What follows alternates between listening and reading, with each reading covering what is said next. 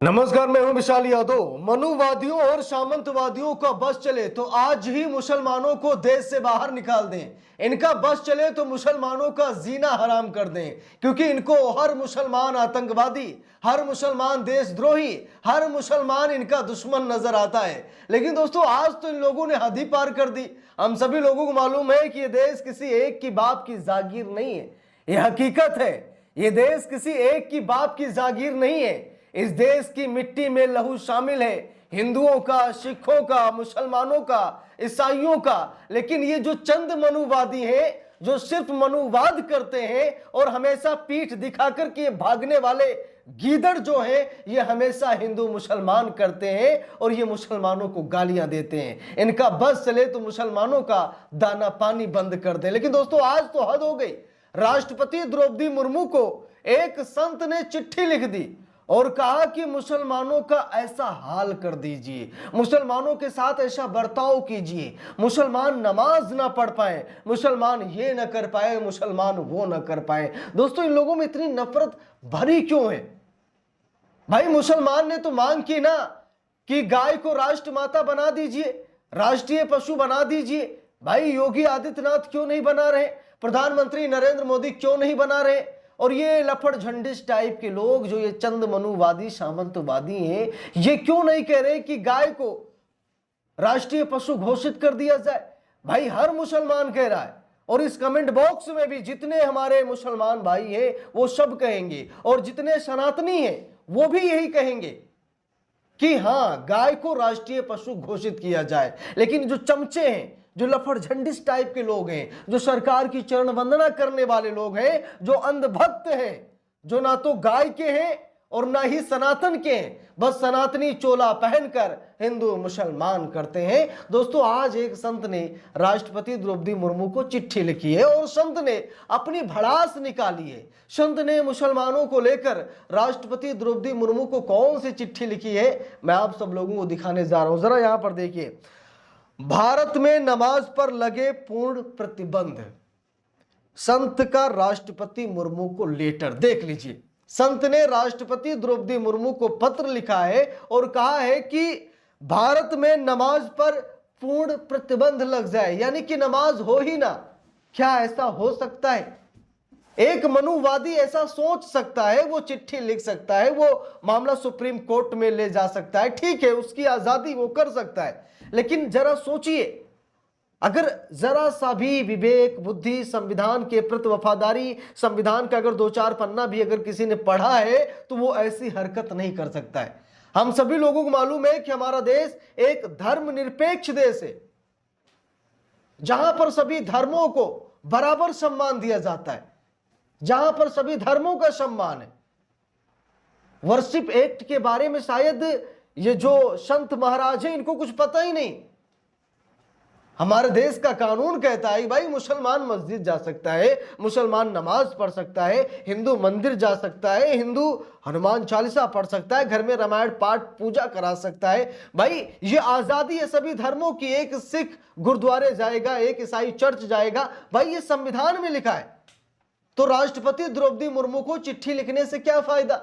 अरे भाई, अगर आप में इतनी काबिलियत है, आपकी सरकार है, मुसलमान तो देश का प्रधानमंत्री है नहीं, मुसलमान तो आपके राज्य का मुख्यमंत्री है नहीं, मुसलमान कोई बड़े पद पर तो है नहीं, तो आप सरकार से क्यों नहीं कहते कि कोई कानून लेकर आ जाइए कि अब संविधान अब नमाज नहीं अदा की जाएगी?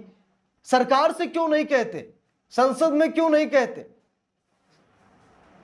इनको मालूम है बस इन्हें जातिवाद करना है, इन्हें हिंदू मुसलमान करना है, इन्हें मुसलमानों और हिंदुओं में नफरत पैदा करनी है। ऐसे लोगों को संत नहीं, आपकी भाषा में क्या कहना चाहिए कमेंट करके बताइए। देखिए, लिखा भी है, अयोध्या में अपने बयानों से चर्चा में रहने वाले तपस्वी छावनी पीठाधीश्वर जगत गुरु परमहंस आचार्य ने भारत में नमाज पर पूर्ण प्रतिबंध लगाने की मांग की है, जिसमें उन्होंने राष्ट्रपति द्रौपदी मुर्मू को पत्र लिखा है। परमहंस आचार्य ने कहा, महामहिम राष्ट्रपति द्रौपदी मुर्मू जी को हमने पत्र भेजकर मांग की है कि भारत में नमाज पर पूर्ण प्रतिबंध लगाया जाए। राष्ट्रपति द्रौपदी मुर्मू का जवाब आएगा या नहीं आएगा, लेकिन मैं अपना जवाब दे देता हूं, ऐसा नहीं हो सकता है। शौरी शौरी शौरी तपस्वी छावनी पीठाधीश्वर जगत गुरु परमहंस आचार्य, माफ कीजिए, ऐसा नहीं हो सकता। ठीक है, इसका जवाब हर कोई दे सकता है जो संविधान की 2-4 लाइनों को भी अगर उसने पढ़ा है। लेकिन इन लोगों की हरकतों को देखिए, ठीक है, ये लोग कैसे जातिवाद कर रहे हैं, कैसे हिंदू मुसलमान कर रहे हैं, कैसे सामाजिक सौहार्द बिगाड़ रहे हैं। मुझे मालूम है, चलिए ठीक है, ये सरकार हिंदुओं को लेकर डंका पीटती है कि हिंदुओं का वोट बैंक हमें मिले, ये हिंदू राष्ट्र की बात करती है, सरकार राम राज्य की बात करती है, लेकिन सच्चाई ये भी है कि अगर मुसलमानों को पेट्रोल की जगह एथेनॉल मिल रहा है तो मिल रहा है हिंदुओं को भी। अगर 5 किलो राशन हिंदुओं को मिल रहा है तो मिल रहा है मुसलमानों को भी। अगर महंगाई की मार एक मुसलमान झेल रहा है तो उस महंगाई की मार एक हिंदू भी झेल रहा है। अगर कोई फायदा सरकारी मिल रहा है हिंदू को तो मुसलमान को भी मिल रहा है। अगर हिंदू मंदिर जा रहा है तो मुसलमान मस्जिद जा रहा है। भाई, इन लोगों को समझ में कब आएगा कि सरकार सिर्फ राजनीति करती है। राम राज्य की बात करने वाली सरकार राम मंदिर लूट लेगी, क्या कभी किसी ने सपने में सोचा था? मोदी जी का एक पुराना वीडियो है, पता नहीं सही है गलत है मुझे नहीं मालूम, लेकिन मैंने देखा था, जहां पर मोदी जी कहते हुए देखे गए हिंदू कोई धर्म ही नहीं है। अब बताइए, अगर सच में ये सनातनी है, सच में हिंदू धर्म के प्रति इतने वफादार हैं, तो जब नितिन नवीन के सामने हनुमान जी को नचाया गया तो इस पर ये परमहंस आचार्य जो कुछ भी हैं ये कुछ नहीं बोले। जब नरेंद्र मोदी ने हनुमान जी को पतंग में टांग कर उड़ाया था, तब परमहंस आचार्य, जगत गुरु, विश्व गुरु, परमहंस दुनिया भर के जो हैं, भाई ये कुछ क्यों नहीं बोले?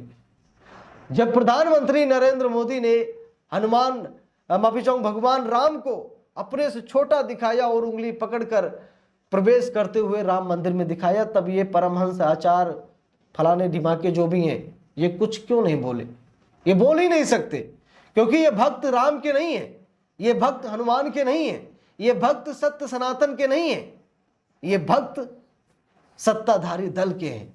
इसीलिए सत्ताधारी दल के लिए ये भक्ति करते रहते हैं, ये देश भर की बातें करते रहते हैं, क्योंकि इनको पता है कि जब सरकार ही हिंदू मुसलमान कर रही है तो हम करेंगे तो कौन सा मुकदमा दर्ज हो जाएगा, हम करेंगे तो कौन सा आसमान टूट पड़ेगा। हम भी करते हैं, चर्चा में रहेंगे, सुर्खियों में रहेंगे।